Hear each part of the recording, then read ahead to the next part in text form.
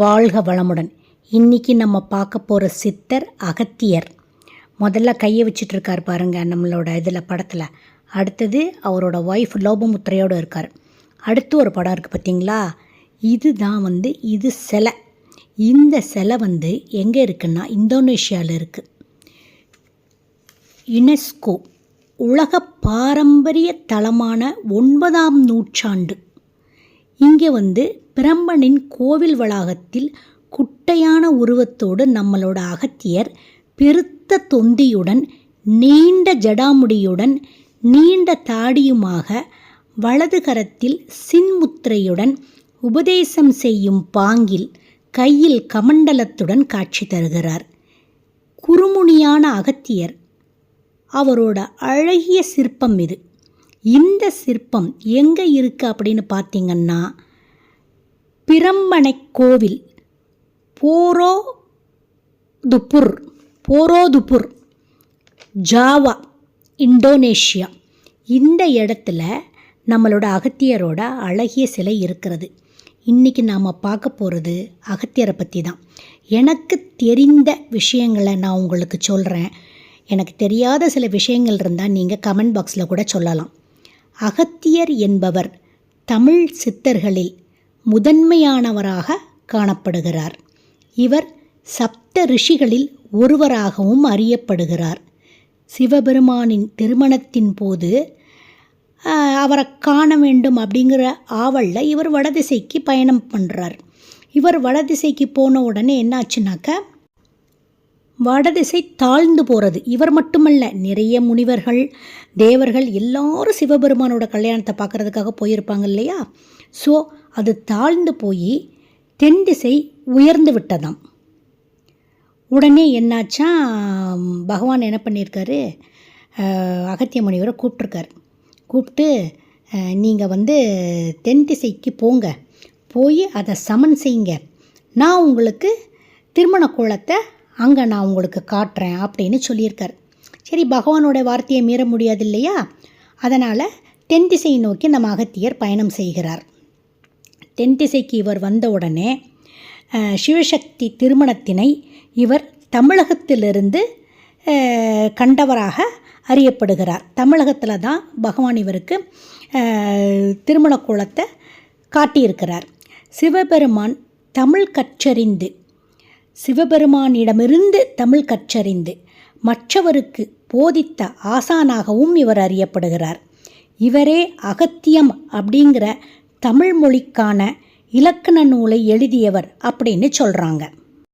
இந்த அகத்தியர் யாருனாக்க மித்திர வருணனின் மகன், வசிஷ்டரின் சகோதரராவார்.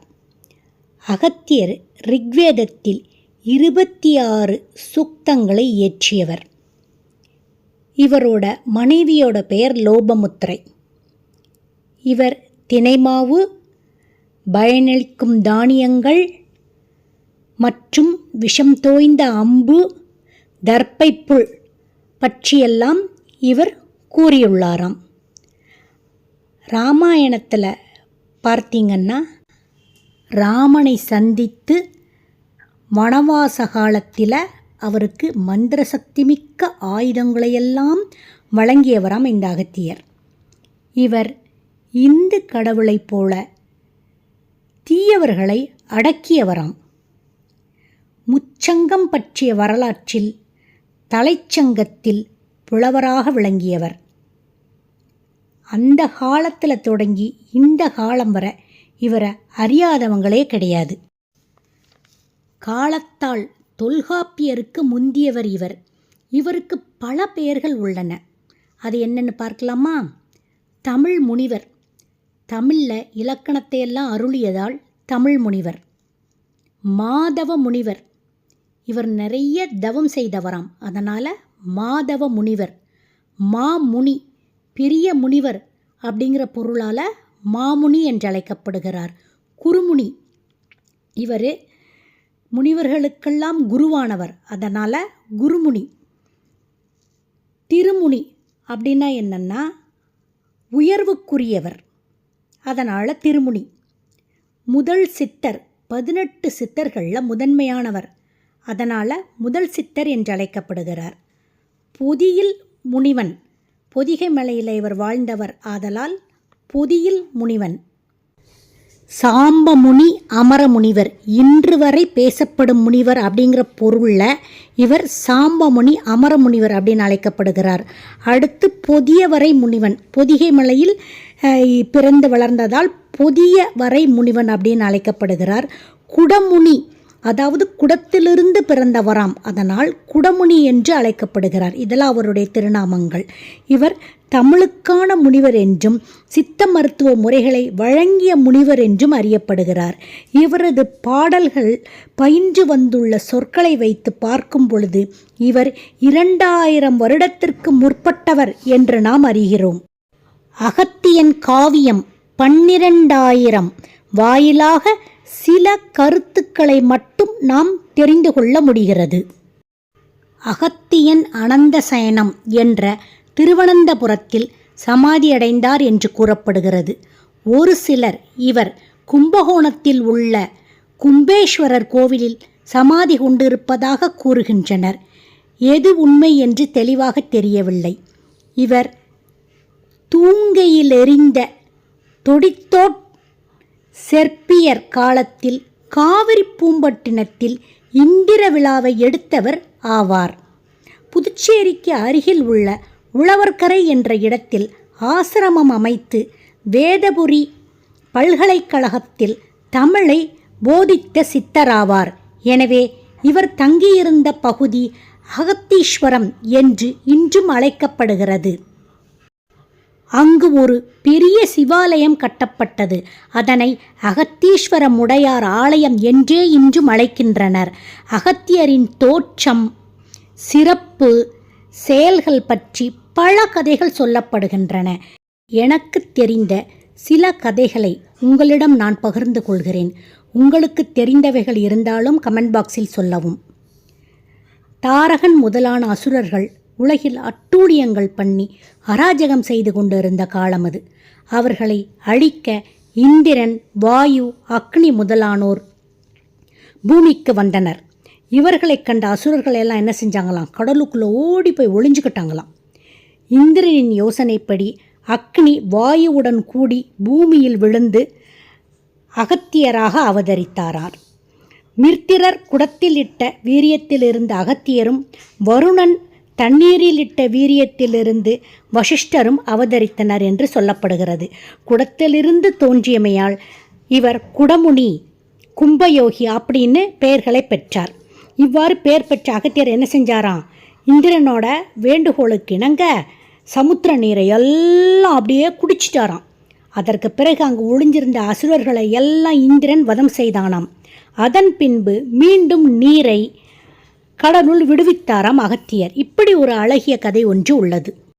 அகத்தியர் நீரின் மேல் படுத்தபடியே 12 ஆண்டுகள் கடும் தவம் இயற்றி அரிய ஆற்றல்களை பெற்றார் என்று சொல்லப்படுகிறது. இவர் தம் முன்னோர்களுக்காக விதர்ப்ப நாட்டை அமைத்து அந்த அரசனின் மகள் லோபமுத்திரியை மணந்து கொண்டார். அதன் பிறகு தென்புலத்தான் கடன்களை எல்லாம் தீர்த்தார் என்றும் சொல்லப்படுகிறது. தென் திசைக்கு வரும்போது விந்திய மலை பணிந்து நின்றதாம். தென் திசை வந்த அகத்தியர் பொதிகை மலையில் தங்கி முருகப்பெருமான் ஆணைப்படி அகத்தியம் என்ற நூலை இயற்றினார். ராமபிரானுக்கு சிவகீதையை போதித்தவர் இந்த அகத்தியர். சிவ பூஜை செய்வதற்காக கமண்டலத்தில் அகத்தியர் கொண்டு வந்த நீரை விநாயகர் காகமாக உருக்கொண்டு சாய்த்துவிட கமண்டலத்திலிருந்து வழிந்து ஓடிய நீரே காவிரி ஆறு ஆனது. இலங்கை மன்னன் ராவணனை தம் இசைத்திரத்தில் வென்றவர் அகத்தியர். வாதாபி, வில்வவளவன் அப்படின்னு 2 அரக்கர்கள் இருந்திருக்காங்க. இந்த வில்வவளவன் என்ன செய்வானா, எல்லா வேதியர்கள் அதாவது முனிவர்கள் எல்லாம் வருவாங்கல்ல, அவங்களெல்லாம் வாங்கன்னு சொல்லி ஐஸ் வச்சு கூட்டிகிட்டு வந்து அவங்களுக்கு விருந்து சமைப்பானாம். சமைச்சிட்டு என்ன செய்வானாம், வாதாபியைத்தான் தன்னோட சகோதரனை சமைச்சு எல்லாருக்கும் கொடுப்பானாம். அவங்க சாப்பிட்டு முடித்த உடனேயும் என்ன பண்ணுவானா, வாதாபி வெளியே வா, வாதாபி வெளியே வா அப்படின்னு சொன்ன உடனேயும் அந்த வேதியர்கள் முனிவர்கள் வயிற்றுக்குள்ளே இருந்து கிழிச்சிக்கிட்டு இந்த வாதாபி வெளியே வந்துடுவானா. இப்படி வந்து எல்லா முனிவர்களையும் கொன்று குவித்து கொண்டிருந்தனர் இந்த சகோதரர்கள். எல்லோரும் அகத்திய முனிவர்கிட்ட போகிறாங்க.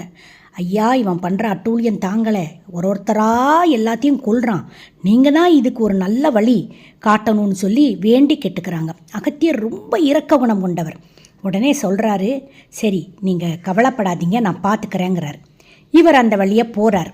உடனே இந்த வில்வவளவன் என்ன செய்கிறான், வாங்க வாங்க சாப்பிட வாங்கன்னு சொல்லிட்டு வாதாபியை சமைச்சு அகத்தியருக்கு படைச்சு அதுக்கப்புறம் என்ன செய்கிறான், வாதாபி வெளியே வா, வாதாபி வெளியேவான்னு சொல்கிறான். ஆனால் அகத்தியர் என்ன பண்ணிட்டாரு, சாப்பிட்ட உடனேயே வாதாபே ஜீர்ணோ பவ அப்படின்னு தன்னோட வயிற்றை 3 முறை தடவி விட்டுட்டார். வாதாபி உள்ளுக்குள்ளேயே ஜீரணமாகி இறந்து விட்டான். அப்புறம் ஒன்றாச்சு, அவனால் எப்படி வர முடியலை. உடனே இதை தெரிஞ்சுக்கிட்ட அவனோட சகோதரன் மன்னிப்பு கோரினான் அப்படிங்கிற ஒரு அழகான புராண கதை ஒன்று உள்ளது. அகத்தியருக்கு நிறைய மாணவர்கள் இருந்தார்கள். அவரது மாணவர்களாக அறியப்படுபவர்கள்லாம் யாருன்னு கேட்டிங்கன்னா, அதங்கோட்டு ஆசான், துராலிங்கன், செம்பூன்சேய், வையாபிகன், வாய்ப்பிகன், பணம்பாரன், கலாரம்பமன், அனவினயன், பெரிய காக்கை பாடினி, நத்தத்தன், சிகண்டி, தொல்காப்பியன். இவங்க 12 பேரும் அகத்தியரோட மாணவர்கள் ஆவார்கள். இவங்க 12 பேரும் சேர்ந்து பன்னிரு படலம் அப்படிங்கிற ஒரு நூலை எழுதியிருக்காங்கங்கிற செய்தியை புறப்பொருள் வெண்பாமாலை குறிப்பிடுகிறது. அகத்தியர் சித்த வைத்தியத்திற்கு செய்த பணி மிகச்சிறப்பானது. அவ்வளோ பணிகள் செய்திருக்கிறார். பல நோய்களுக்கும் மருத்துவ சந்தேகங்களுக்கும் பல 1000 ஆண்டுகளுக்கு முன்பாகவே தெளிவாக விளக்கம் கொடுத்துள்ளார். இவர் பெயரில் வெளியான சமரச நிலை ஞானம் அப்படிங்கிற நூலில் உடம்பில் உள்ள முக்கியமான நரம்பு முடிச்சுகள் பற்றிய விளக்கங்கள் காணப்படுகிறது. அகத்தியர் 5 சாஸ்திரங்கள் என்னும் நூலில் 18 வகையான மனநோய்கள் பற்றி தெரிந்து கொள்ள முடிகிறது. அதற்குரிய மருத்துவம் பற்றியும் விளக்கப்பட்டுள்ளது. அகத்தியன் அஷ்டமாசத்தில் குழந்தைகளுக்கு ஏற்படும் தோஷங்கள் பற்றி அந்த நூலில் கூறியுள்ளார்.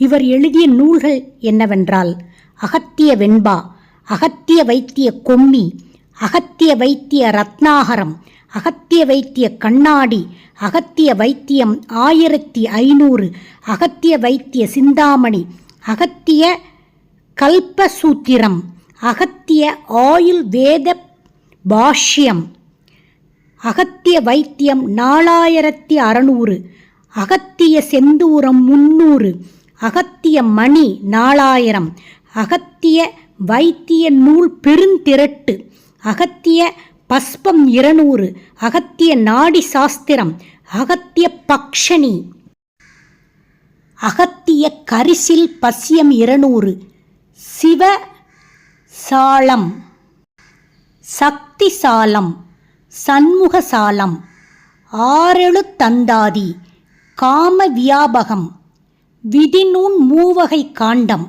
அகத்திய பூஜா விதி, அகத்திய சூத்திரம் 30. இந்த நூல்களை எல்லாம் இவர் நமக்காக எழுதியிருக்கிறார்.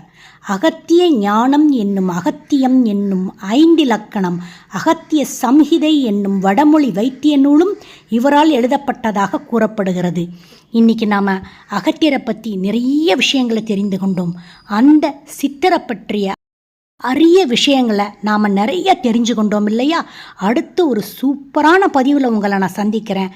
அது வரைக்கும் காத்துக்கிட்டு இருங்க.